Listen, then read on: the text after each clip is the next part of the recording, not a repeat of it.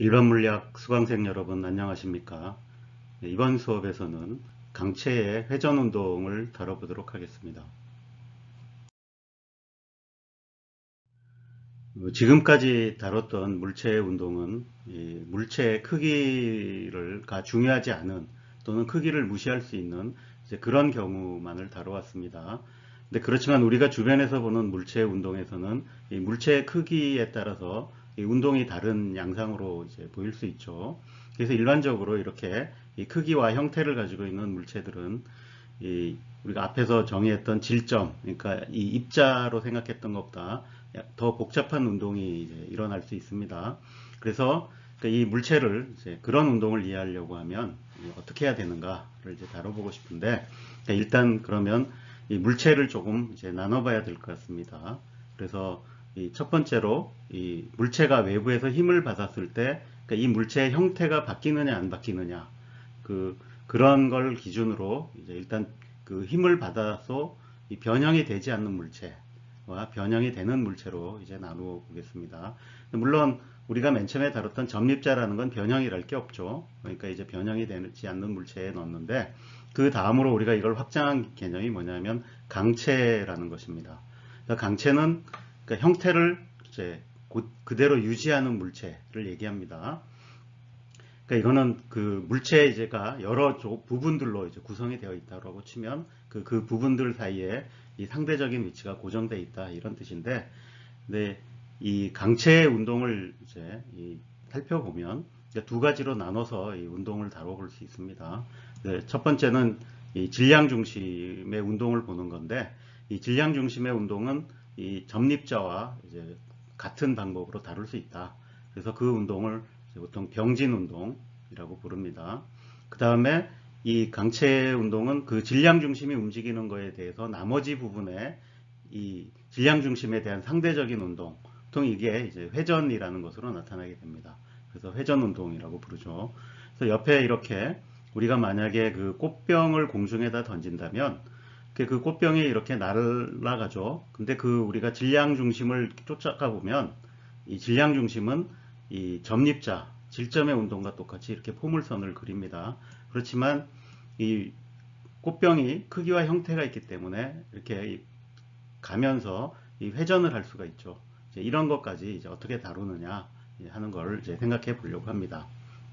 그러니까 물론 이 그 물체는 그러니까 다 변형이 안 되는 이런 강체가 아니고, 실제 물체는 이 그 변형이 다 일어나죠. 그래서 사실 강체라고 하는 건 약간 이상적인 물체입니다. 그러니까 변형이 크게 일어나지는 않는, 그러니까 작게는 일어나겠지만 크게 일어나지 않는 물체를 강체라 그러고, 이제 변형이 중요해지는 물체에는 일단 이 탄성체라는 게 있습니다. 그래서 이거는 이 강체하고 비슷하긴 한데 변형이 조금 일어나고, 그 다음에 그 변형이 일어났던 거가 힘을 제거하면 다시 이제 원래대로 복귀가 일어나는 이제 그런 거를 이제 탄성체라 그러는데, 그러니까 이 경우에는 그 복원력이라는 게 존재해서 이렇게 그 강체 운동에다가 진동까지 일어날 수 있는 거죠. 그래서 예를 들어서 여기 그림에 있는 이런 이 스프링 같은 걸 생각해 보면, 이렇게 이 스프링을 던졌다라고 하면 위에 꽃병에서 본 것 같이 이 포물선을 그리면서 가면서 회전하는 거가 가능하죠. 거기에 더해서 이 스프링이 진동을 할 수가 있죠. 네, 그러니까 이런 것까지 더해진다라는 거고, 그거보다 약간 더 이제 복잡한 경우는 유체라고 하는 건데, 유체는 뭐 여러분들이 그냥 상식적으로 생각해서 이렇게 유동성이 있어서 흘러다니는 것, 일단 이렇게 이제 생각을 할 수 있죠. 근데 이 일반적으로 이제 점성이라는 게 있어서 이 유체 운동은 다루기가 굉장히 복잡해집니다. 그래서 이 나중에 기회가 되면 유체를 다룰 때 가서 이 유체에 대해서 조금 더 자세히 설명을 하도록 하겠습니다. 그리고 거기에 더해서 뭐 진짜로 복잡한 시스템 같은 경우에는 이렇게 생명체 같은 것도 있죠. 그러면 생명체는 이게 여러 부분이 뭐 그 강체 비슷한 부분도 있고 탄성체, 유체 다 가지고 있죠. 근데 거기에다가 더해서 이 감각을 하고 거기에 대해서 반응을 또 하는, 또 뭐 어떤 경우는 이제 자유의지가 있다고 생각합니다. 그러니까 이런 경우에 예측이 거의 불가능하죠. 자, 그래서 이렇게 그 유체 같은 경우에도 이제 물이 흘러가는 것도 보면, 우리가 물이 그냥 굉장히 단순히 흘러가는 것 같지만, 그 조금만 이제 그 속도가 빨라진다든지 하면은 이 그림에서 보는 것 같이 굉장히 복잡한 운동이 일어날 수 있습니다. 그 다음에 이런 생명체 같은 경우에는 예를 들어 새를 집어던지면 포물선을 그리면서 날아가는가? 그러니까 안 그렇죠. 알 수가 없죠. 이런 것까지는 우리가 현재 이제 물리학에서는 잘 못 다룬다라는 겁니다. 그거 외에도 뭐 조금 이제 다른 이유로 이 복잡한 운동이 일어날 수 있는데, 이 옆에 있는 이런 그림에 있는 이 담배 연기 같은 거죠. 이 담배 연기는 사실 미세 입자들입니다. 근데 이 담배 연기가 위로 올라가는 이유는 데워진 공기가 위로 이제 대류가 일어나니까 그걸 따라서 올라가는 거죠. 그래서 처음에 올라갈 때는 그냥 공기가 올라가는 거에 따라 잘 따라가는 것 같다가 그 어느 순간부터 이제 이렇게 굉장히 복잡한 운동을 이제 일으킵니다. 이걸 이제 터벌런스라 그러는데, 그러니까 이 담배 연기가 이런 운동을 일으킨다라는 건 공기 흐름에 그런 게 생겼다라는 거겠죠. 그래서 이런 운동들을 분석해내는 건 굉장히 복잡할 겁니다. 자, 그래서 일반적인 물체는 이렇게 복잡할 수 있는데, 그래서 여기서는 이제 그 중에 제일 다루기가 좋은 것, 그걸 이제 그게 강체입니다. 그래서 이 강체 운동을 이제 다뤄보려고 하는 겁니다. 이 강체 운동은 두 부분으로 나눠볼 수 있다 그랬죠. 그 질량 중심의 운동과 그 다음에 질량 중심에 대한 상대적인 회전 운동, 이렇게 이제 나눠볼 수 있었는데, 그래서 일단 먼저 질량 중심이 뭔지부터 좀 알아봐야겠죠.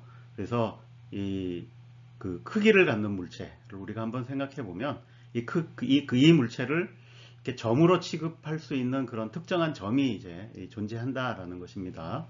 근데 그게 이제 보통 우리가 질량 중심이라는 걸 잡습니다. 근데 이 크기가 있는 물체를 이제 대표할 수 있을 만한 점이 뭐가 있는가를 생각해 보면 그 상황에 따라 다르겠죠. 그래서 운동을 분석할 때는 이 질량 중심이 제일 중요할 거고, 예를 들어 중력을 이제 받는 걸 고려하면 그때는 무게 중심이라는 게 이제 중요한 점이 됩니다. 그 다음에 뭐 물론 형태만 봐서는 이제 기하학적 중심 이런 것도 생각을 할 수가 있습니다. 자, 그 중에서 이제 운동을 다룰 때는 운동에는 이제 운동에 저항하는 성질로 질량이 중요하니까, 그래서 그 질량 중심이라는 거를 이제 고려를 해야 됩니다. 그래서 일단 물체가 두 개만 있는 경우를 한번 생각해 보죠. 지금 여기처럼 M1이라는 물체가 이 위치에 있고, 이제 R1이라는 위치에 있고, M2라는 물체가 이렇게 R2라는 위치에 있다 그러면, 일단 전체 질량, 그러니까 이 두 점을 하나의 개로 보는 거죠. 그럼 두 질량 더한 것을 이 전체 질량이라고 해서 큰 M이라고 표시하겠습니다. 그러면 이 질량 중심이라고 하는 건 뭐냐면, 그러니까 각 그 입자의 이 위치를 질량으로 이렇게 가중치를 줘서 다 더한 다음에 그것을 전체 질량으로 나눠주는 것을 이제 질량 중심이라고 정의합니다. 이건 결국 그 질량이라는 가중치를 줘서 평균을 구하는 과정이라고 볼 수 있는 거죠. 네. 자, 근데 이게 제 두 개에서는 이렇게 했는데, 그럼 입자의 숫자가 많아지면 이걸 좀 확장하면 되겠죠. 그래서 이 입자가 많은 이제 그런 개를 입자개라고 부를 텐데, 그런 입자개의 질량 중심은 일단 먼저 이 전체 질량이라고 하는 거를 전부 질량을 다 더한 것으로 정의를 하고, 그 다음에 이 질량 중심이라고 하는 거는 이렇게 질량으로 이 가중치를 줘서 그 위치들을 평균을 내는 것이다. 하고, 그래서 질량 곱하기 위치를 다 더한 다음에 이 전체 질량으로 나눠준 거를 이제 질량 중심이라고 이제 정의를 합니다. 자, 이렇게 그 점립자들이 있을 때는 이렇게 전부 다 더해주면 되는데, 이 물질이 연속적으로 분포하는 경우에는 그럼 어떻게 하느냐? 그럼 연속체의 경우에는 이렇게 다 더해주는 거를 적분으로 바꾸면 되겠죠. 그래서 이 경우에 전체 질량은 여기 나온 DM이라고 하는 것을 이제 미분 질량이라고 부를 수 있는데, 질량 미분소 또는 이렇게 부를 수 있죠. 그러니까 이런 것들을 전부 다 더한다. 뭐 여러분들이 이제 수학을 배웠으면 여기 나온 그 시그마라는 이 합을 하는 기호와 인테그랄의 이 기호가 거의 같은 의미로 많이 쓰이죠. 또 썸을 나타내는 S에서 온 거고. 자, 어쨌든 그러면 이제 이런 연속체에 대해서는 혹시 이 위치라고 하는 걸 질량으로 가중을 줘서 평균을 구하는 거다. 이게 이제 질량 중심이다라고 생각하시면 되겠습니다. 자, 앞으로 이런 그 수학적 기호로 적분할 때 DM 하면은 질량에 대해서 접근하는 거죠. 근데 그러니까 우리가 보통 이 질량 밀도라는 걸 보통 정의하죠. 그러면 각 위치마다 이 질량 밀도라는 게 이제 이 함수로서 정의가 될 거고, 그 경우에는 이렇게 부피를 곱하면 그게 바로 그 부피 안에 들어있는 물질의 이 질량이 될 겁니다. 그래서 우리가 DM이라고 하는 걸 보통 이제 로우 DV로 쓴 다음에 이 부피 적분을 해주는 게 보통 적분하는 방법이 되겠습니다. 이게 이제 3차원에서는 이렇게 되는데, 예를 들어 차원이 2차원이다. 그럼 면적 적분을 해야겠죠. 그 경우에는 이렇게 그 면적 밀도하고 이 면적 적분이 될 거고, 예를 들어 물체가 이제 1차원이다. 그러면 이 선밀도하고 이 선적분, 그냥 우리가 보통 알고 있는 그 미분 그 dx로 해서 이렇게 적분을 해주면 됩니다. 자, 이거는 여러분들이 그 질량 중심 구하는 거를 이제 예제로서 한번 다룰 때 다시 얘기를 하도록 하겠습니다. 자, 그 다음에 이 질량 중심이라고 하는 건 이 물체가 가지고 있는, 그러니까 이 질량 분포하고 이제 뭐 생김새, 형태에 따라서 주어지는 이제 물체의 특성이다 하는 거고, 또 이 얘기를 굳이 언급하는 건 그 질량 중심을 계산을 할 때 내가 좌표계를 뭘 잡았느냐, 뭐 이런 거에는 이제 관계가 없다라는 뜻으로 얘기를 하는 겁니다. 자, 그 다음에 뭐 하나 더 이제 언급하고 싶은 거는 이 질량 중심하고 이제 무게 중심하고 그럼 뭐가 다른 거냐, 뭐 이런 거 좀 이제 가끔 혼동이 올 수 있는데, 그러니까 질량 중심은 이렇게 질량을 평균을 이제 그러니까 낸 것이고, 무게 중심은 그러니까 중력을 평균을 낸 것이죠. 근데 보통 이제 우리가 이 지면 위에서 할 때는 그 중력의 평균이라는 게 중력이 질량 곱하기 이 중력장 이렇게 돼 있는데, 그 중력장이 일정하죠. 예, 그러니까 우리가 보통 중력 가속도라고 부르는 게, 그 중력장이 상수일 때는 내가 중력에 대해서 평균 낸 게 결국 그냥 질량에 대해서 평균 낸 거와 똑같죠. 그 mg인데 g가 상수니까. 근데 만약에 그 중력장이 이 상수가 아니고 위치에 따라서 달라진다 그러면 이 질량 중심과 이제 무게 중심이 달라질 수가 있겠죠. 예. 근데 보통 우리가 이제 이 지면 근처에서 중력 가속도가 상수다를 놓고 하기 때문에 이 질량 중심과 무게 중심이 그 경우에는 일치하게 됩니다. 질량 중심을 정의를 했으니까 이제 그 입자계에 대해서 이 뉴턴 제2법칙을 이제 적용을 해서, 그러니까 여기서 뉴턴 제2법칙을 적용한다라는 건 입자계에 있는 모든 입자들 하나하나에 대해서 이 뉴턴 제2법칙을 적용을 해서 그 전체적인 효과를 이제 보자는 거죠. 근데 그 중에서도 우리의 첫 번째 관심사는 이제 질량 중심이 어떤 운동을 할 것인가, 그러니까 이것을 이제 보려고 하는 겁니다. 그래서 이 질량 중심의 운동을 살펴보려면 일단 그 운동 제2법칙이 이제 가속도가 어떻게 되느냐 이런 거니까 이 질량 중심의 가속도를 한번 구해보죠. 그럴 경우에 일단 전체 질량 m을 곱한 다음에 이게 그 질량 중심, 이제 큰 R이라고 쓴 거를 두 번 미분하면, 자, 이게 그 질량 중심의 정의가 여기 나온 그 MI하고 RI를 곱한 다음에 그걸 전체 질량 M으로 나눈 거니까, 지금 요 양은 그냥 요 M으로 나눈 건 이쪽으로 넘어온 셈이니까 그냥 MR을 시간에 대해서 두 번 미분한 게 되겠죠. 그러면 이제 그 MI에 이렇게 각 입자의 이 가속도를 곱한 거를 전부 다 더한 게 될 거고, 그러면 뉴턴 제2법칙을 각 입자에 대해서 적용하면 요 각 가속도가 그 입자가 받은 이제 힘에 이제 합이 되겠죠. 그런데 이렇게 입자계가 있으면 그 입자계에서는 이 힘을 이 두 가지로 나눠서 생각할 수 있습니다. 이게 하나는 이제 외력이라고 부르는 건데, 이거는 이제 그 외부에서 주어진 힘. 그러니까 뭐 예를 들어 그 입자계가 이 중력장 안에 놓여 있으면 그 전부 다 중력들을 받겠죠, 각 입자가. 그러니까 그런 것들이 이제 대표적으로 외부에서 주어진 힘이 되겠습니다. 그 다음에 내력이라는 게 존재합니다.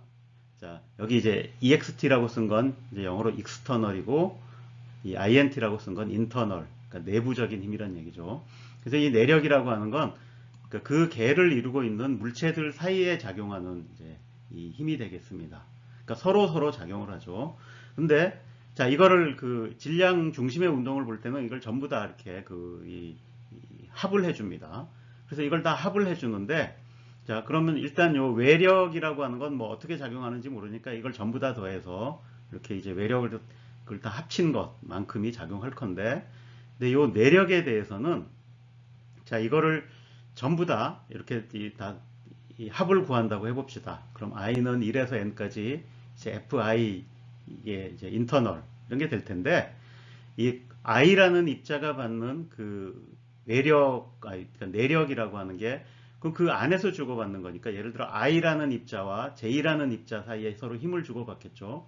그러니까 그 i라는 입자가 받는 힘은 자식이 자신을 빼놓고 나머지 입자들이 i라는 입자에 가하는 힘을 전부 다 더하는 걸 거예요.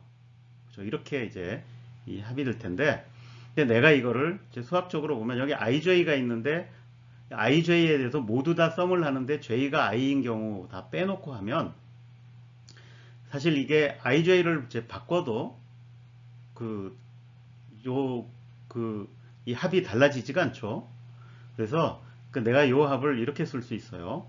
그러니까 이 경우에는 이제 이 ij가 모든 가능한 거에 대해서 이 합을 하는 게 아니라 i가 j보다 이 작은 경우에만 이렇게 하면은, 그러니까 이게 이제 전체적으로 이 ij가 이렇게 전부 이렇게 사각형을 그래서 다 그린다 그러면 이렇게 이 대각선만 빼놓고 다 썸을 하는 거니까, 합을 구하는 거니까 이제 이렇게 쓸 수 있다라는 건데, 근데 보면 요 두 힘이라고 하는 건 뭐냐면, 요거는 그 J라는 입자가 I라는 입자에 가하는 힘이고, 요거는 그 I라는 입자가 J라는 입자에 가하는 힘이죠. 근데 우리가 이 뉴턴의 제3법칙에서 작용 반작용의 법칙이라는 게 있었죠. 그거는 두 물체 사이에 작용하는 힘은 크기는 같고 방향은 반대이다. 그랬으니까 그 법칙에 의해서 그러니까 I가 J에게 주는 힘과 J가 I에게 주는 힘을 더하면 0이 되게 돼 있죠. 그러면 그냥 이 합이 다 0이 될 거다라는 걸 알 수 있습니다. 그래서 일반적으로 이렇게 이 입자계 내에서 그러니까 내력을 다 더하면 0이 되게 되어 있다. 그래서 지금 질량 중심의 운동에서는 그러니까 이 내력이라는 게 다 더해지기 때문에 이게 그냥 자동적으로 0이 돼서 결국 이렇게 이제 외력의 이 합만 남게 된다라는 거죠. 그래서 보통 이 외력에 작용하는 외력을 다 이제 더한 것을 이 네트포스, 우리나라 말로 이제 알짜 힘이라고 번역을 합니다. 그래서 그 계에 작용하는 외력의 합, 알짜 힘만에 이제 만 작용한다가 돼서 결국 우리가 이렇게 점립자에 대해서 봤던 그런 이 운동 방정식, 그러니까 뉴턴 제2법칙과 똑같이 생긴 걸 없는데, 다만 요 오른쪽에 이 힘이 그러니까 개 전체 중에 이제 외력을 더한 것만 보면 된다. 내력의 합은 다 0이 됐으니까 이제 그렇게 돼서 이 질량 중심의 운동은 결국 이제 알짜 힘에 의해서 결정된다라고 얘기할 수 있겠습니다. 이 앞에서 뭐 조금 이제 우리가 산수를 열심히 해서 이 질량 중심의 운동에 대한 이 운동 법칙을 이제 유도를 했는데, 그러니까 뭐 결론은 간단했죠. 예, 그러니까 질량 중심의 운동은 결국 그냥 그 점립자하고 똑같다. 다만 그 점립자의 이제 이 외력의 합이 이제 얼마나 작용했냐 그것만으로 이제 결정된다라는 걸 이제 알 수 있죠. 그래서 지금 보면 이 운동을 이제 보는데 이렇게 스패너를 하나 던졌다고 해보죠. 그러면 이 질량 중심의 운동은 그러니까 질량 중심이 받은 외력이라는 것이, 그러니까 질량 중심만이 아니라 이 스패너가 받은 외력에 다 합치면, 그러니까 그게 결국 질량 중심의 이 스패너의 무게만큼의 힘을 아래쪽으로 받겠죠. 그럼 그 결과를 우리는 이미 다 해봤죠. 이렇게 포물선을 그리면서 이제 움직인다라는 것을 이제 보여주는 거죠. 이렇게. 근데 물론 이제 나머지 부분은 상대적으로 질량 중심에 대해서 회전 운동이 일어난다는 걸 여기서도 볼 수는 있습니다. 근데 어쨌든 일단 우리의 이 초점은 이 질량 중심에 맞춰져 있으니까 그건 뭐 이 점립자하고 똑같이 이제 중력장에서 하는 운동과 똑같다는 걸 볼 수 있죠. 사실 이렇게 이 높이뛰기 선수가 막 그 도움을 받아서 달려와가지고 이렇게 높이뛰기를 넘어가는 순간에 우리 생각에는 이렇게 그냥 폴짝하고 뛰어넘는 것 같지만, 근데 이 질량 중심을 쫓아가 보면 이제 거의 포물선 운동을 이제 한다라는 거를 똑같은 원리로 이제 알 수 있습니다. 근데 여기서 제가 거의라고 했는데 그거는 이제 이유가 있는 겁니다. 그러니까 이렇게 사람인 경우에는 이 질량 중심의 위치가 고정되어 있지 않죠. 그러니까 강체가 아니라는 얘기입니다.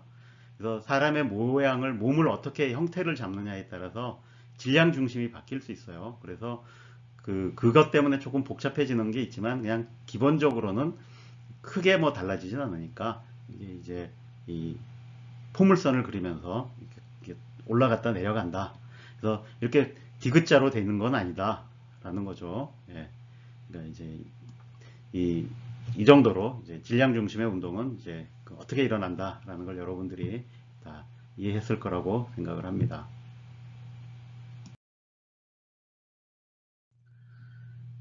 자, 이제 강체 운동을 본격적으로 생각을 해봅시다. 앞에서 이미 이 강체 운동은 이 병진 운동과 회전 운동으로 나눌 수 있다 그랬죠. 근데 먼저 다시 한번 이 강체의 정의를 이제 엄밀하게 얘기를 하면 이 각 부분의 이 상대적인 위치가 고정된 물체를 이제 강체라고 한다. 그래서 형태가 유지가 되는 물체인 거죠. 자, 그래서 이 강체 운동은 이 질량 중심의 운동, 이제 병진 운동이라고 그러고, 그 앞에서 우리가 질량 중심의 운동에 대한 이 운동 법칙을 보니까, 그러니까 이 질량 중심의 운동은 그냥 외력에 의해서 결정되고, 우리가 알던 그 입자의 운동과 이제 똑같은 식으로 일어난다라는 걸 이제 봤습니다. 그 다음에 나타나는 게 이 회전 운동이죠. 그래서 질량 중심에 대해서 상대적으로는 이제 회전 운동이 일어난다라는 걸 이제 얘기하는 겁니다. 그래서 여기 이 피겨 스케이팅 선수를 들고 나왔는데 사실 이게 강체의 예로서는 맞지 않는 예입니다. 왜냐하면 이렇게 사람이라고 하는 건 몸을 움직여서 형태를 바꿀 수 있죠. 그러니까 이제 그런 의미에서 이 강체는 아닌데 어쨌든 이 피겨 스케이팅 선수가 이 형태를 이렇게 유지하면서 쭉 미끄러져 갈 때, 그렇죠?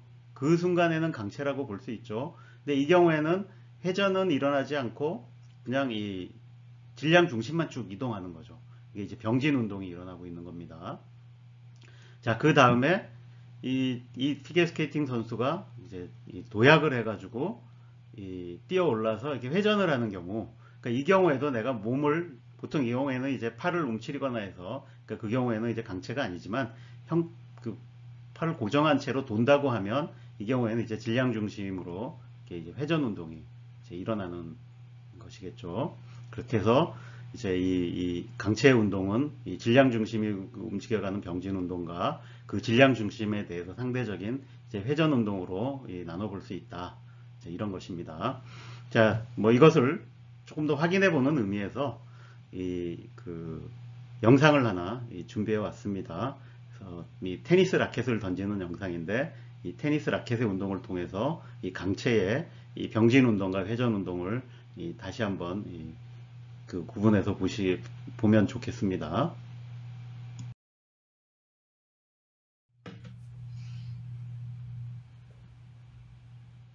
자, 이렇게 테니스 라켓을 던집니다. 자, 그러면 이제 그 운동이 잘 보이죠?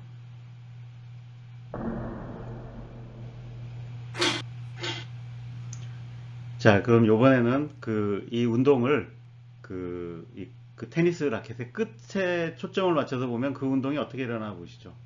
예, 저런 식의 운동이 일어나죠. 어디서 좀 봤던 그런 그 곡선이 나오죠. 네.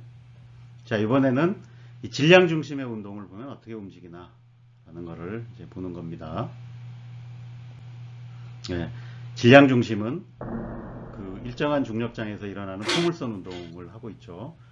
자, 이번에는 그 질량 중심을 따라가면서 이 테니스 채를 보면 어떻게 보이나 라는 걸 보는 겁니다. 예, 이렇게 질량 중심에 대해서 상대적으로 회전 운동을 한다 라는 것을 볼 수 있죠.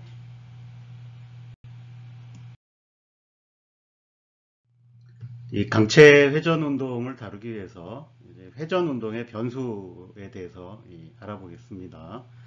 이 회전을 나타내려면 이렇게 먼저 회전축이라는 게 있죠. 회전을 이렇게 그 축을 중심으로 이렇게 물체가 회전을 하게 됩니다. 그래서 지금 이 그림은 요 회전축을 이제 위에서 내려다 본 거죠. 그럼 이제 XY 평면상에 이렇게 보이겠죠.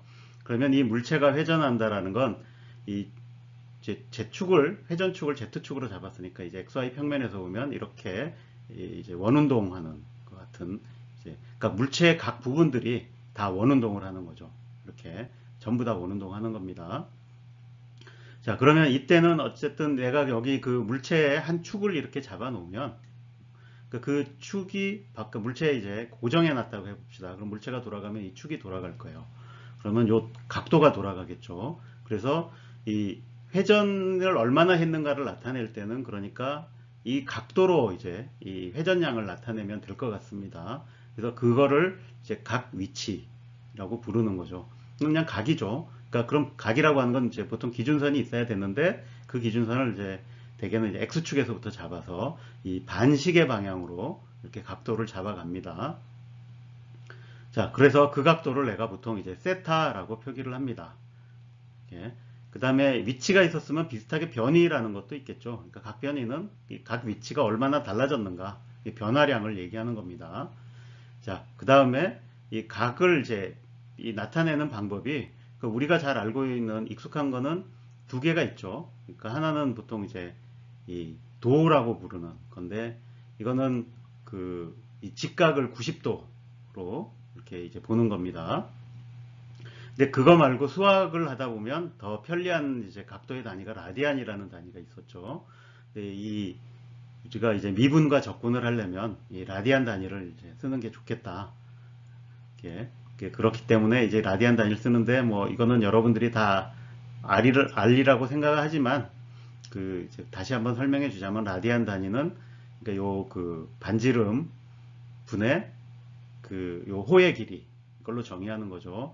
그래서 예를 들어서 이렇게 이 180도 돌면 이게 이제 파이 라디안이 되는 거죠. 한 바퀴 다 돌면 이제 2파이 라디안이 되는 거고. 자, 근데 물리학에서도 기본적으로 미분 적분 많이 해야 되죠. 우리가 운동이라고 하는 게 속도, 가속도 뭐 다 이런 거니까. 그래서 이 라디안 단위를 쓰는 게 더 편하긴 합니다. 그렇지만 또 워낙에 이 도 단위, 디그리를 쓰는 것도 여러 분야에서 익숙하니까 여러분들이 이 둘 사이를 왔다 갔다 하는 거 이제 잘 해야 되겠습니다. 자, 어쨌든 그 다음에 이제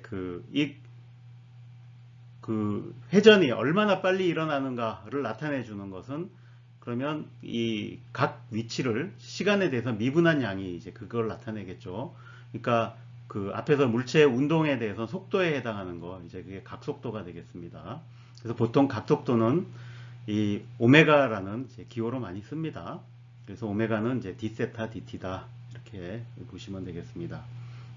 그러면 각속도의 단위는, 그럼 우리가 이제 라디안 단위를 이제 채택했다 그러면 그걸 시간 단위로 나누면 되니까, 원래 라디안 단위는 그냥 숫자죠.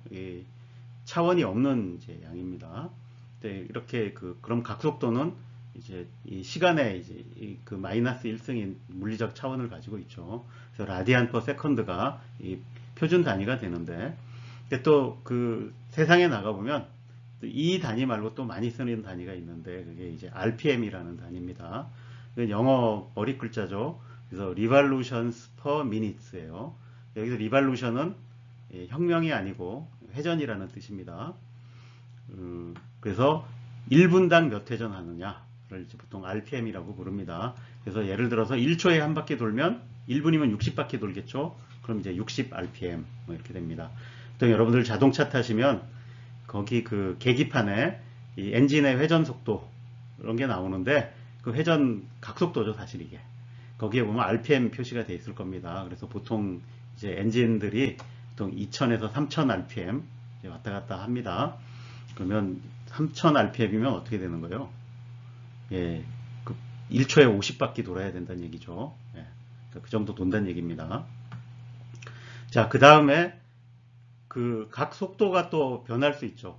그러니까 회전이 일정하게 도는 게 아니라 회전이 이제 느려지거나 점점 더 빨라질 수 있는데, 그러니까 그것을 나타내 주는 게 각 가속도가 되겠습니다. 그러면 각 가속도는 각 속도를 시간에 대해서 이제 미분하는 거니까, 이 각 위치에 대해서는 시간에 대해서 2번 미분한 양이 되겠습니다. 그래서 이걸 각 가속도라 그러고, 좀 기호로는 이제 알파를 많이 씁니다. 그래서 여기서도 이제 알파를 일단 쓰도록 하겠습니다. 자, 이렇게 이 회전에 대해서 우리가 병진 운동에 대해서 이 위치와 변이, 그 다음에 속도, 가속도 정의했듯이 이 회전 운동에 대해서는 그거를 각으로, 회전 각으로 나타낼 수 있고, 이제 각 위치, 각 변수, 변이, 그 다음에 이제 이 각속도, 각가속도 이렇게 다 우리가 이제 그거를 이 회전 운동의 변수로 쓴다라는 겁니다. 그 다음에 여기서 그 한 가지 좀 생각해 봐야 될 게 있는데, 그 여기 정의한 이것들이 이제 벡터 양이냐, 뭐 스칼라 양이냐, 이거 이제 중요한 구분이죠. 그래서 그 이 양은 우리가 병진 운동할 때는 그 변위, 그 다음에 위치, 그 다음에 뭐 속도, 가속도가 다 벡터 양이었죠. 그러면 각가속도나 각속도 뭐 이거는 그럼 벡터 양이냐 이제 물어야 되는데, 일단 그러면 우리가 회전이라고 하는 걸 방향과 크기로 나타낼 수가 있는가 한번 생각해 보시죠. 그러니까 지금 이렇게 이 Z축을 중심으로 요만큼 돌았다니까 방법이 있는 것 같아요. 회전을 그럼 어떻게 이 크기와 방향으로 나타내느냐. 일단 방향은 회전축이 있으니까 그 회전축의 방향을 그 방향을 잡는 겁니다.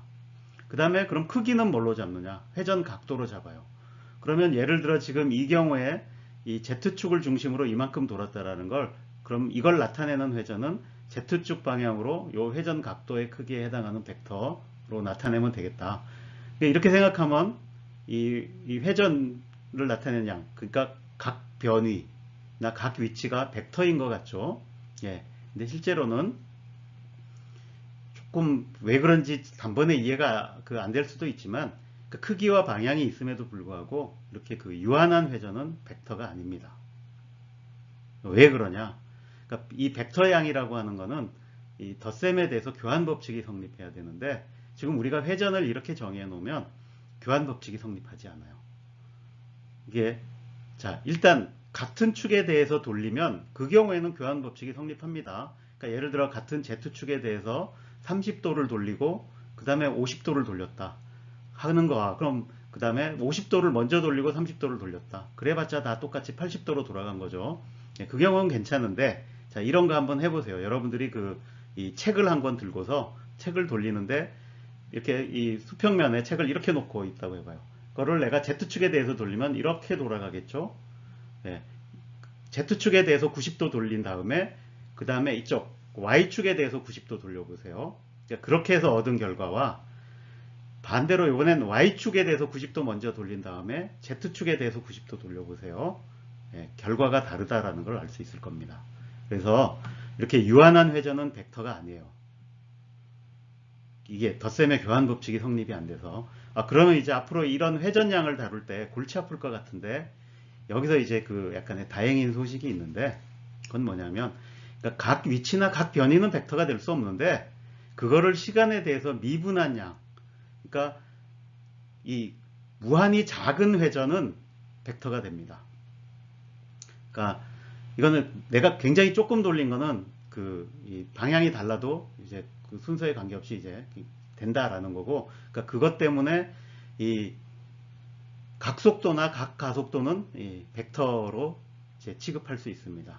그래서 자, 이게 약간 처음에 이게 무슨 얘기인가 이제 싶겠지만, 여러분들이 곰곰 잘 생각을 해보시면, 그러니까 이 각 변이는 벡터가 아닌데 각속도와 각가속도는 벡터고, 그럼 그 벡터는 어떻게 정의되느냐? 자, 이렇게 회전을 하면 그 회전축의 방향으로 정의가 되고, 각속도 같으면 크기는 이거 크기겠죠. 각속도의 크기. 그러니까 방향만 정해지는 거죠. 그 크기는 나와 있으니까 이렇게. 근데 크기는 이건데 이거를 이제 그 방향을 회전축의 방향으로 잡아서 우리가 저거를 벡터로 볼 수 있다라는 겁니다. 자, 좀 곰곰이 생각해서 잘 새겨 두시기 바랍니다. 자, 이번에는 이 각속도를 계산하는 방법을 이제 한번 봅시다. 일단 우리에게 좀 필요한 거는, 내가 각속도를 안다라고 했을 때 이 각속도하고 이 물체가 실제로 이제 움직이는 이 속도, 그걸 이제 선속도라고 구별을 할 겁니다. 그냥 보통 우리가 알고 있는 속도라고 생각하시면 돼요. 그렇지만 이 접선 방향으로 움직이기 때문에 이걸 이제 선속도라고 이제 부르는 겁니다. 그래서 이 각속도하고 선속도하고는 이제 어떤 관계가 있는가를 이제 했는데, 내가 실제로 이렇게 이 각속도는 이렇게 돌아가면 그 방향이 어떻게 된다 그랬죠? 이렇게 평면상에 돌아가면 이 평면의 수직 방향. 그러니까 지금 이 경우에는 이 위로 나오는 Z축 방향으로 이제 이 오메가라는 각속도 벡터가 정의가 됩니다. 근데 실제로 이 물체는 그 경우에 이렇게 접선 방향으로 움직이고 있죠. 이거를 나타내 보면, 그러니까 크기는 R 오메가가 되고, 그 다음에 방향은 세타 하엣, 그러니까 접선 방향이다. 이게 이렇게 된다라는 거 이제 원운동 할 때 한번 얘기를 했었죠. 자, 근데 여러분들이 이제 지금 다시 한번 이렇게 된다라고 하는 거를 직교좌표계를 쓰거나 아니면 여기 나온 건 뭐 어느 쪽도 좋습니다. 이 극좌표계를 써서 한 번씩 이렇게 유도를 해보시는 게 좋을 것 같습니다. 한번 해보시면 이렇게 된다라는 거고, 그 다음에 이 결과가 뭘 얘기해 주냐면, 자, R이라는 벡터, 이 벡터는 항상 R 방향, R 해세 방향이죠. 근데 그 회전 운동이 일어나는 모든 원운동에서 이 각속도는 접선 방향이라 요게 항상 수직이다 라는 거, 뭐 원운동에서도 나왔던 거니까, 네, 뭐 여러분들 잘 아시리라고 생각을 합니다. 자, 다음으로 이제 각가속도를 한번 계산을 해봅시다. 각가속도는 그 앞에서 원운동 할 때 한번 계산을 이제 했었죠. 그러니까 이 두 가지 성분이 다 있다. 그러니까 이 반지름 방향 성분과 그 접선 방향 성분이 다 있는데, 그 반지름 방향의 성분, 이거 우리가 구심 가속도라 부른다 그랬죠. 그 다음에 이 접선 방향의 성분을 이제 접선 가속도라고 부르는데, 그 크기가 어떻게 되냐, 그걸 여러분들이 기억을 하셔야 되는 거죠. 그래서 구심 가속도 R 오메가 제곱 된다 그랬죠. 그래서 이제 각속도를 알면 이거는 이제 우리가 그 구심 가속도는 구할 수 있는 거죠. 자, 접선 가속도에는 이렇게 이 알파가 나옵니다. 그러니까 각가속도가 나오는 거죠. 실제로 이 회전이 이제 얼마나 빨라지고 있나를 이제 나타내는 양이 됩니다. 물론 이것도 여러분들이 이 극좌표계를 쓰면은 다 저거를 실제로 이렇게 미분을 해가지고 여러분들이 다 유도해 보실 수 있겠습니다. 뭐 한 번씩은 해보시길 바라고, 그 다음에 이 결과를 잘 이제 기억하고 있는 게 중요하겠습니다. 자, 각가속도하고 각속도 뭐 다 배웠으니까 그에 이제 예시로 이 지구의 공전과 자전의 이 각속도와 각가속도 이게 어떻게 되는지 이제 한번 이제 구해 보도록 하겠습니다. 그래서 지구는 이 태양 주위를 이제 돌며, 또한 이제 그게 공전이죠. 그다음에 이 북극 남극을 잇는 회전축에 대해서 자전을 하고 있죠. 그래서 이들 운동에 대한 이제 각속도, 진동수, 선속력은 얼마냐 이걸 이제 계산해 보는 건데, 자, 지구의 자전과 공전은 주기는 우리가 알고 있죠. 지구 자전의 주기는 이제 하루죠. 그래서 엄밀하게 얘기하면 하루가 아닌데, 그 하루보다 이제 조금 작죠. 한 4분 정도 짧습니다. 그렇지만 그냥 대충 하루라고 자꾸 계산을 합시다. 그러면 내가 이 주기가 이제 하루라는 게 그 각속도로 치면 어떻게 되느냐? 그러면 그러니까 라디안 쓰면 한 바퀴가 2파이 라디안이니까 2파이를 이 주기로 나눈 게 이제 각속도가 되겠습니다. 그렇게 해서 계산해 보면 이제 7.27 곱하기 10의 마이너스 5승 라디안 퍼 세컨드가 된다. 그러니까 지구 공전의 경우에는 주기가 1년이죠. 그래서 1년을 초로 환산하면 이제 이 정도 되고, 그러니까 이 경우에 계산해 보면 이제 각속도가 이 정도 된다. 그러니까 이 자전 각속도보다 이제 당연히 이제 주기가 더 기니까 그만큼 더 작겠죠. 자, 그 다음에 이제 이걸 이용해서 선속도를 구해보면, 선속도는 어떻게 된다 그랬죠? V는 R 오메가니까, 그러니까 이 R을 곱해주면 되는데, 그러니까 지구 자전 같은 경우에는 요거는 뭐냐면 이 적도, 그러니까 제일 먼 곳에서 이 자전 속력, 선속력이 얼마냐라고 하면 이게 이제 R2를 써야 될 거고, 근데 지금 어느 특정한 위도에 있다 그러면, 그러니까 요만큼 이게 이제 지구 반지름인데 실제로 돌아가는 반지름은 요거죠. 그러면 요 길이는 이제 R 코사인 세타니까 이제 R 코사인 세타를 곱해서 해주면 되고, 속력이 464m/s의 코사인 세타가 되는구나 정도 알 수 있습니다. 그러니까 지구 공전 속력 같은 경우에는 이 지구하고 태양 사이의 거리 곱하기 여기 구한 요 오메가 이 공전을 하면 예, 그러니까 대략 그 초속 30km 정도 나옵니다. 예, 엄청난 속력으로 돌고 있는 거죠.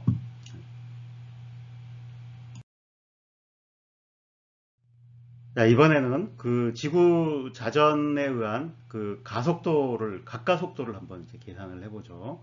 그래서 일단 그 앞에서 그 각가속도인데 이제 그 중에 구심가속도, 그러니까 일정하게 돌고 있으니까 지구는 그 구심가속도는 이제 r 오메가 제곱이 된다 그랬죠. 예, 그래서 그 앞에서 구했던 거 다 계산을 집어넣으면 물론 이것도 이제 코사인 세타가 들어오죠. 위도에 따라 다르다. 근데 이제 r 오메가 제곱 집어넣고 다 해보면 예, 이 0.034 미터 퍼 세크 제곱 이제 코사인 세타가 됩니다. 근데 이거 앞에서 회전 운동 다룰 때 했었죠. 이렇게 하면 이제 그 구심 가속도를 우리가 그 지구에 사는 사람은 저거를 어떻게 느끼냐면 이제 그 회전 때문에 원심력으로 느끼죠.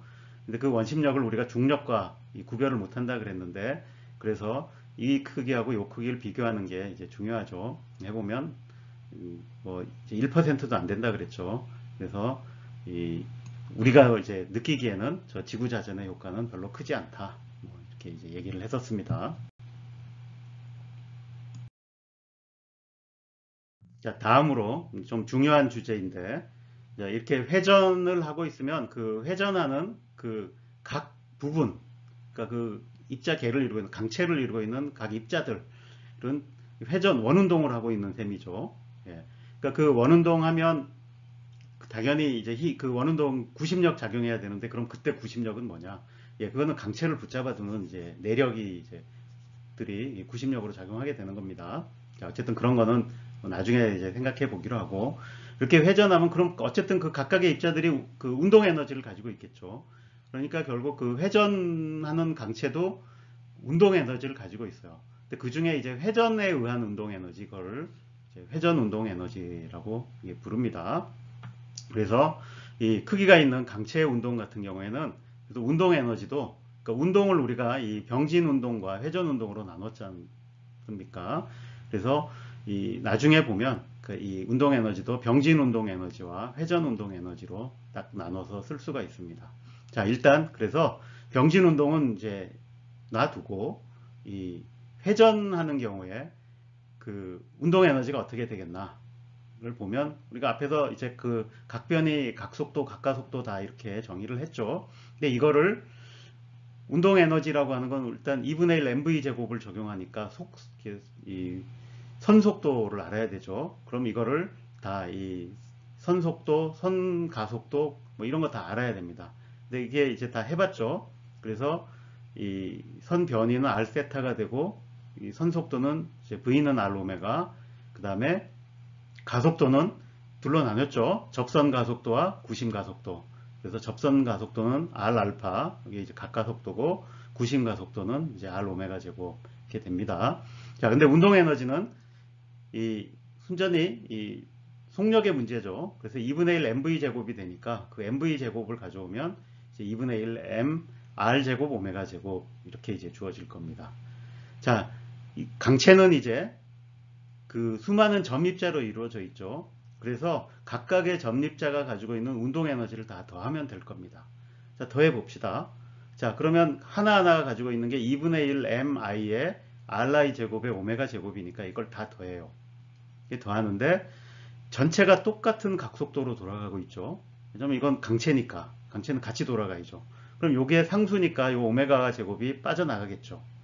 그러면 실제로 이 시그마 이 합은 그러니까 mi의 ri 제곱을 한 이것을 전부 다 더하게 됩니다. 근데 이거는 그 물체의 그 특성이겠죠. 그러니까 물체의 질량이 이 mi라는 물체가 ri라는 위치에 이렇게 분포하고 있다는 걸 나타내니까 이게 이제 강체의 회전과 관련된 특성을 나타내는 어떤 양이 됩니다.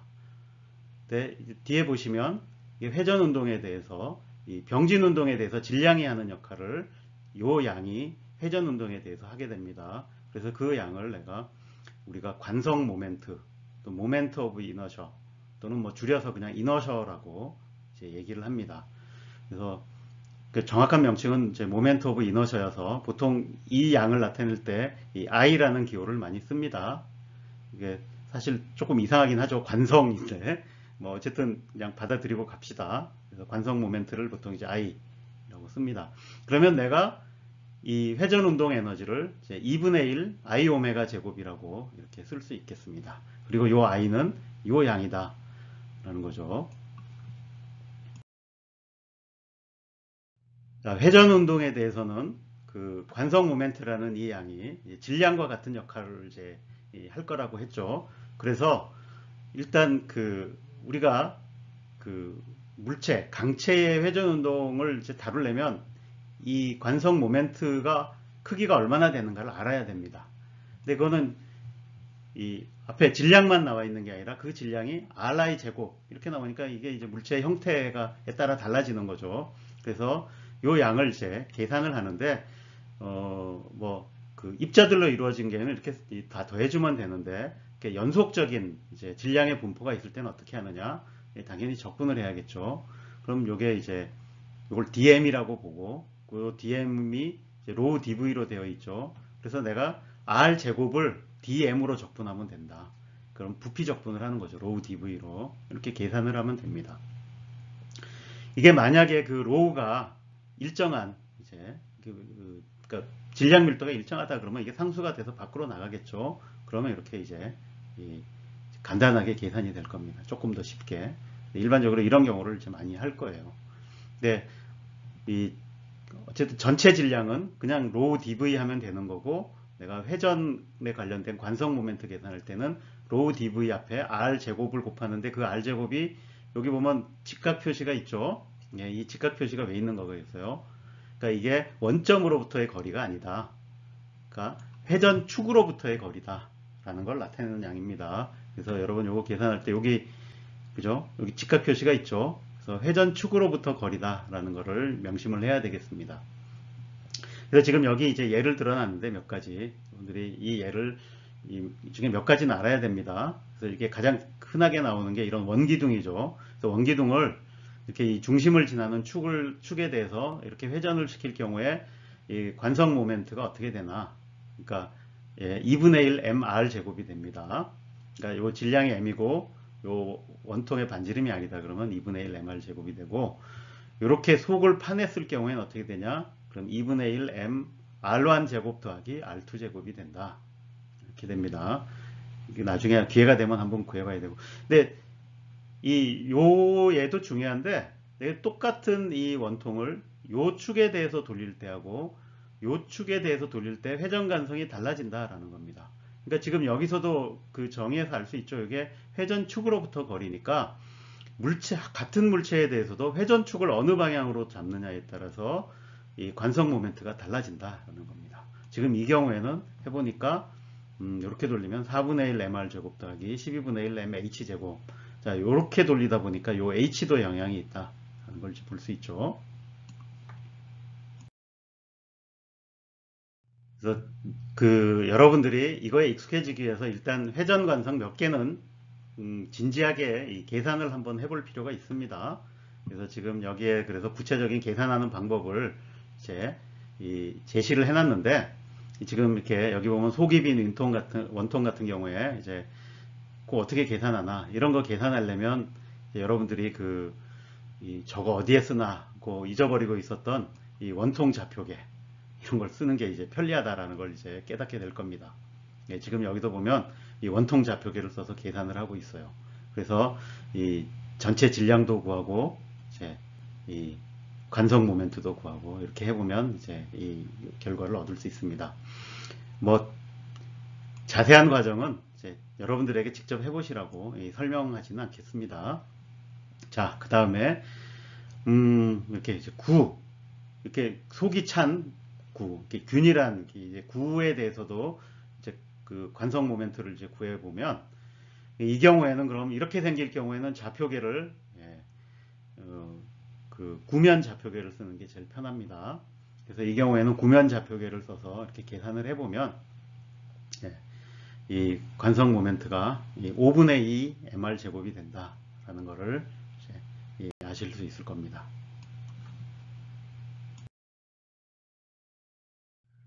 그 회전 관성 계산할 때 한 가지 이제 알아두면 뭐 좋은 것, 아니면 어떤 면에서 보면 꼭 알아둬야 될 것 중에 하나가 이 평행축 정리라는 게 있습니다. 자, 앞에서 그 관성 모멘트라고 하는 게 회전축을 뭘로 잡느냐에 따라서 달라진다 그랬죠. 그래서 회전축을 계산할 때마다 축이 달라지면 이제 매번 새로 계산을 해야 되는 문제가 생깁니다. 근데 그거를 피하려면 어떻게 하느냐? 그래서 보통 그러니까 이 한 축에 대해서만 계산해 놓으면 나머지 축에 대해서는 그러니까 그거에 대해서 평행한 나머지 다른 축들에 대해서는 이제 결과를 알 수 있어요. 그래서 이제 평행축 정리라고 부릅니다. 근데 이때 그러면 어느 축에 대해서 계산을 해야 되느냐? 이건 짐작할 수 있죠. 예. 질량 중심을 지나는 축에 대해서 계산을 먼저 해야 됩니다. 그래서 자, 이 축의 방향은 정해져 있다고 치는 거죠. 이 방향을 어느 방향으로 잡느냐에 따라서도 결과가 당연히 달라집니다. 그래서 일단 어느 방향을 잡고 그 다음에 그 방향 중에서 이 질량 중심을 지나는 축에 대해서 이 관성 모멘트를 계산을 해요. 그거를 내가 이 ICM이라고 적읍시다. 이게 CM은 이제 센터 오브 매스입니다. 그러니까 질량 중심에 대한 관성 모멘트라고 이걸 계산을 하면 그 축으로부터 거리가 D만큼 떨어져 있는 다른 축, 요 축에 대해서 돌리면 어떻게 되느냐? 예, 관성 모멘트가 커집니다. 왜냐하면 관성 모멘트라는 게 M하고 R 제곱을 곱해서 다 더하는 건데 내가 여기서부터 하면 이게 그 거리가 먼 것들이 많이 생긴다는 얘기죠. 그만큼. 그래서 더 커지는데 얼마만큼 더 커지느냐? 예, MD 제곱만큼 더 커진다라는 겁니다. 그래서 내가 질량 중심을 지나는 이 관성 모멘트를 계산해 놓으면 그 축에 대해서 평행한 축, 거리가 D만큼 떨어져 있으면 그때의 이 평행한 축에 대한 관성 모멘트는 질량 중심을 지나는 관성 모멘트 더하기 MD 제곱이 된다. 이게 이제 평행축 정리입니다. 뭐 왜 이렇게 되느냐? 이건 여러분들이 여기 이제 작게 증명을 해놨습니다. 그래서 여러분들이 여기 있는 이 강의 자료에 있는 거를 보고 여러분들이 한번 따라가 보면 어렵지 않게 이제 증명을 할 수가 있습니다. 그래서 한번 여러분들이 이제 직접 증명을 한번 해보시기를 권장합니다.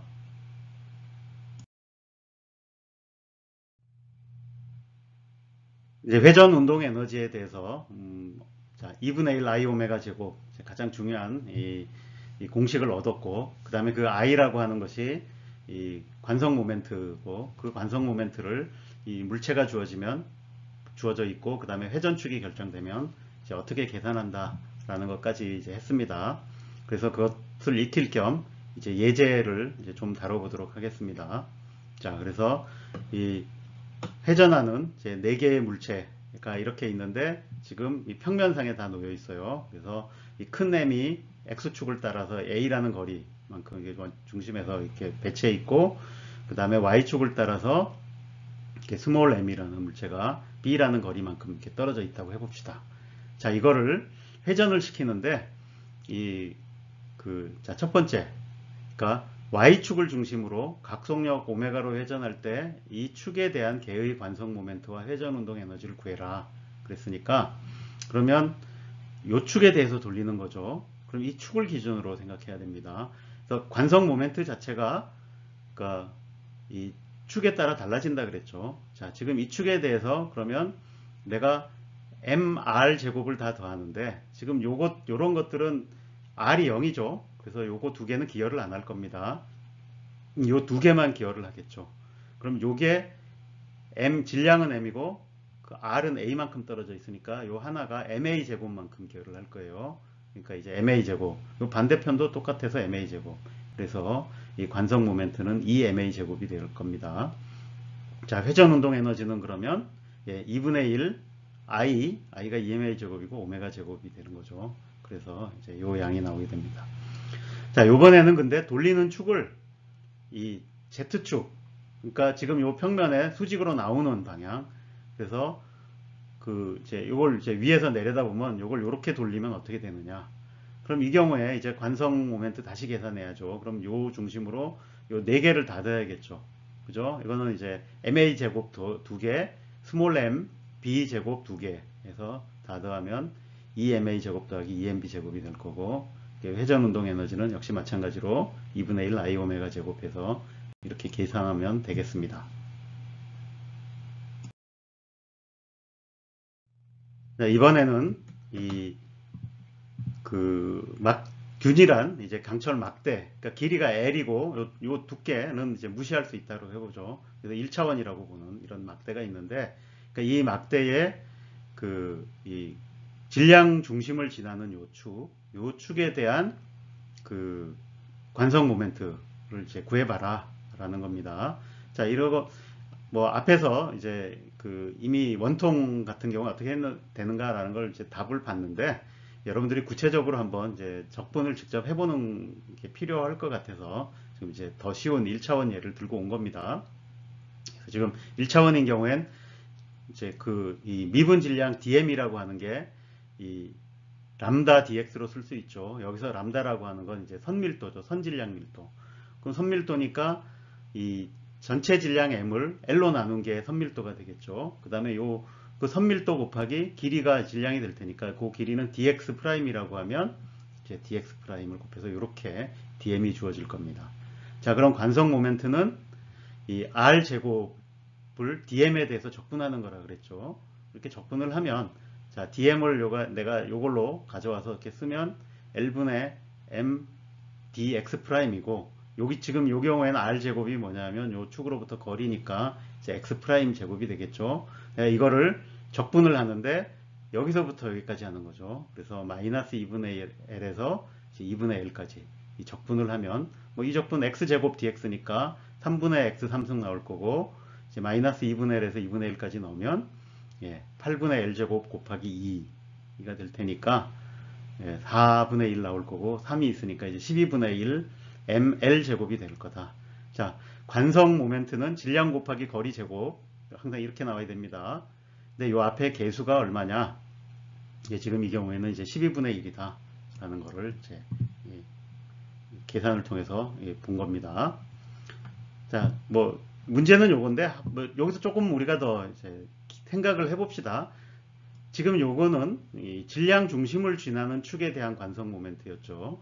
근데 내가 만약 축을 요거하고 평행한데 요 끝을 축으로 잡으면, 그럼 이렇게 돌리면 관성 모멘트가 어떻게 되겠느냐 라는 거죠. 자, 이건 계산할 때 어떻게 하면 돼요? 똑같은 계산을 하는데 계산의 범위를 여기 마이너스 2분의 1에서 2분의 1이 아니라 0에서부터 L까지 하면 되겠죠.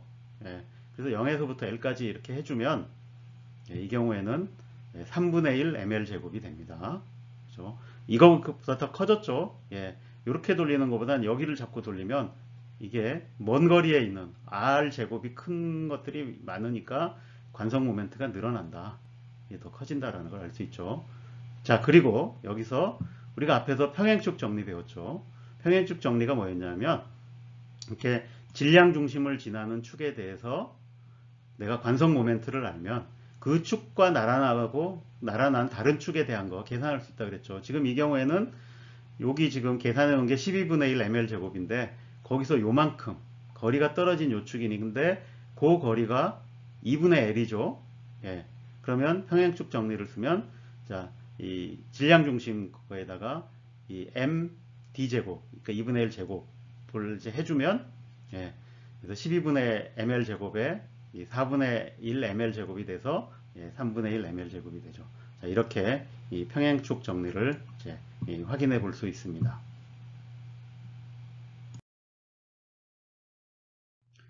이 회전운동 에너지의 이 마지막 예제로 실제로 그 회전운동 에너지를 한번 계산해 보자 라는 것입니다. 그래서 이 지구의 자전운동 에너지는 얼마나 될까 한번 계산해 봅시다. 자, 계산을 하려면 2분의 1 I 오메가 제곱, 이거 계산하면 된다는 얘기죠. 그럼 일단 지구의 관성 모멘트를 계산을 해야 되겠죠. 지금 지구의 관성 모멘트를 계산하려면 9죠. 9 어떻게 된다 그랬습니까? 5분의 2 mr 제곱이었죠. 그러면 M과 R을 알아야죠. 그래서 지구의 질량 해보니까 그러니까 5.97 곱하기 10의 24승이고 지구의 반지름은 6.37 곱하기 10의 6승미터 정도 됩니다. 그럼 이걸 가지고 이 지구가 균일한 밀도이다 라고 가정을 이제 하면 우리가 그 구호 공식 쓸 수 있죠. 그래서 5분의 2 이제 mr 제곱 여기다 집어넣고 계산을 해보면 9.69 곱하기 이 10의 37승 킬로그램 미터 제곱이 된다 그러고 나옵니다. 이거 집어넣고 계산해 확인해 보세요. 자, 그런데 이 지구에 대해서 그러니까 실제로 이거를 이제 측량을 이제 할 수 있는 거죠. 해보면 이렇게 나옵니다. 그러니까 8.04 곱하기 10의 37승. 그러니까 위에서 이 구공식 썼던 것보다 조금 작게 나오죠. 이 차이는 왜 생기는 걸까요? 우리가 앞에서 그 구 공식 쓴 거는 이 구가 균일한 밀도를 가정을 한 거죠. 근데 실제로 지구는 균일하지가 않죠. 일단 지구 안쪽에 더 무거운 것들이 많아요. 그러니까 밀도가 높은 철이 이제 이 핵에 있는 거죠. 그래서 분포가 일정하지가 않다라는 거가 있어서 더 줄어들 겁니다. 관성 모멘트가. 근데 거기에 또 반해서 지구는 이 자전 때문에 이 남북 쪽 길이보다 적도 쪽으로 더 길어요. 그러니까 약간 찌그러진 구라고 보시면 돼요. 근데 그 효과 때문에 관성 모멘트가 약간 더 커지는 효과가 있겠죠. 그래서 두 개를 다 고려해 보면 하나는 커지고 하나는 작아지고 하는데 대략 이제 이 정도의 차이가 있다라는 거죠. 그래서 그러니까 이제 이 계산과 그러니까 이 모형이죠. 이거는 균일한 구다라고 지구에 대한 모형을 세웠는데 그거와 실제하고는 다를 수 있다라는 걸 여기서도 볼 수 있죠. 자, 그 다음에 이제 지구의 자전 각속도를 구해야죠. 그러면 그 앞에서 우리가 계산 한번 했었죠. 근데 여기서는 기왕 다시 하는 김에 이 지구의 자전 주기를 좀 더 정확한 값을 넣어 봅시다. 이 지구의 자전 주기는 1일이 아니죠. 그 1이라고 하는 건 이 태양의 회기 주기입니다. 그래서 태양의 회기 주기와 지구의 자전 주기는 대략 4분의 차이가 있다. 그래서 정확하게는 이제 23시간 56분 4초가 자전 주기입니다. 그래서 이걸 놓고 오메가를 계산하면 요 맨 끝에 자리에 조금 차이가 있죠. 그 정도 차이, 큰 차이는 아닙니다. 그래서 집어넣고 지구의 자전 운동 에너지 2분의 1 I 오메가 제곱 이렇게 다 집어넣고 계산하면 2.14 곱하기 10의 29승줄 엄청난 에너지다 라는 걸 이제 알 수 있습니다. 자, 오늘 수업에서 다뤘던 내용을 정리를 한번 해보겠습니다. 자, 우리가 이제 그 크기와 형태가 있는 물체의 운동을 이제 다루려고 이제 해보는 거고, 그 중에서 우리가 가장 먼저 접근해 볼 수 있는 게 이제 강체다라는 거였습니다. 그래서 강체는 이 각 부분들의 상대적인 위치가 고정돼서 형태가 안 바뀌고 유지되는 물체다라는 거였고, 이런 강체의 운동은 이 운동을 그 질량 중심의 병진 운동과 이 질량 중심에 대한 이 상대적인 회전 운동으로 이제 나눠서 생각할 수 있다였고, 그래서 먼저 이제 질량 중심을 어떻게 구하는가 이런 방법, 그 다음에 이제 그 질량 중심에 대한 뉴턴의 운동 법칙을 해봤더니 질량 중심은 외력에 의해서만 좌우가 된다라는 걸 봤습니다. 자, 그 다음에 이제 그 질량 중심에 대한 회전 운동을 다루기 위해서 우리가 일단 이 회전 변수라는 게 뭔가, 그래서 이 각속도와 각가속도, 그 다음에 그걸 가지고 이 선속력, 그 다음에 선가속도, 그 가속도의 경우에는 구심가속도와 그 다음에 접선가속도로 나뉘는데, 여러분들이 이제 접선가속도도 변화 있다라는 거 기억하고 그게 어떻게 연결이 되는가, 이제 이런 걸 잘 기억을 하셔야 될 겁니다. 자, 그 다음에 이렇게 회전 운동에 대해서 우리가 회전 운동에 대한 법칙을 이제 써야 되는데, 그 전에 먼저 운동 에너지, 그러니까 회전 운동도 각 그 부분이 회전하는 거니까 운동 에너지가 어떻게 되는가를 이제 적어 봤습니다. 그랬더니 그때 이 운동 에너지라는 게 이제 2분의 1 I 오메가 제곱의 형태로 써지더라. 근데 그 I라는 게 바로 물체가 그러니까 회전축에 대해서 어떤 상대적으로 어떻게 이제 분포하고 있는가를 보여주는 이 양이 되고, 이 관성 모멘트라고 부르는데 그게 마치 이 병진 운동에서는 질량과 같은 역할을 이제 앞으로 하게 될 거다라는 걸 봤습니다. 그래서 이걸 계산하는 게 중요하기 때문에 이 관성 모멘트 계산하는 걸 몇 가지 경우에 이제 해봤고, 그걸 가지고 구체적으로 운동 에너지 계산도 해봤습니다. 자, 다음 시간에는 그럼 회전 운동에 대한 역시 이 뉴턴의 운동 법칙 같은 게 있겠죠. 그 법칙이 어떻게 되는지 한번 알아보도록 하겠습니다. 자, 다음 시간에 봅시다.